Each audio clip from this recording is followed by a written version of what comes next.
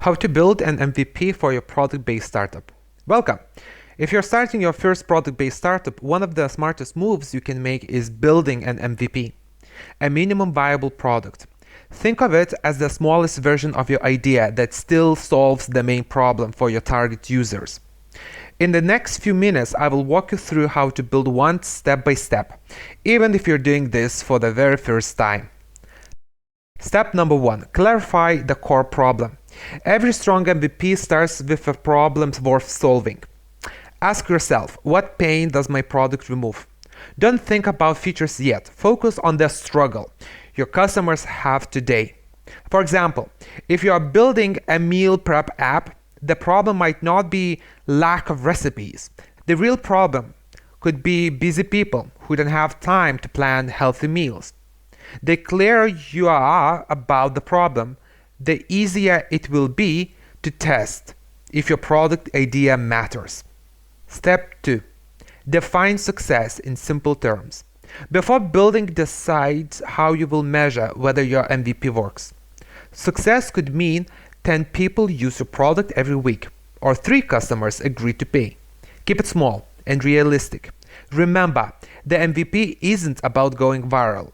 It's about proving your solution can actually help real users. Step 3. Strip down to the core feature. Here's where many first-time founders get stuck. They want to build everything at once. Don't. An MVP is about one feature that solves the main problem. If you're building a fitness product, maybe it's just the workout tracking, not community groups, not custom diets, not fancy dashboards. One feature. Ask yourself, if I had to launch in 1 week, what's the smallest product I could ship that still helps someone?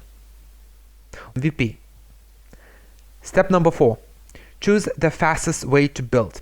Your MVP doesn't have to be perfect. It doesn't even have to be fully coded. There are different ways to build. A no-code tool like Bubble, Glide, or Webflow. A clickable prototype in Figma to show flow and get reactions. Or even a manual version, where you do the work behind the scenes while users interact with a simple front end. The point isn't speed for speed's sake, it's speed to learning. The faster you launch, the faster you discover what works and what doesn't. Step number 5. Test with real people. Once you have simple basics, put it in front of real users, not just friends or family who will be polite. Reach out to your target group, even if it's just 10 or 20 people. Watch how they use it.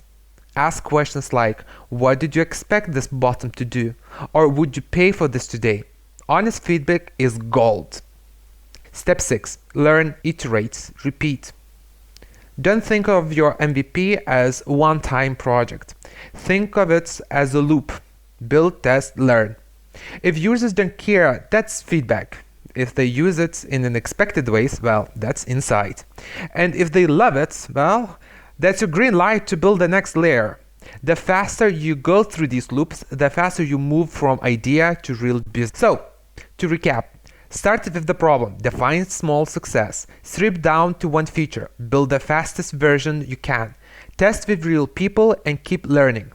Building your first MVP isn't about perfection, it's about discovery.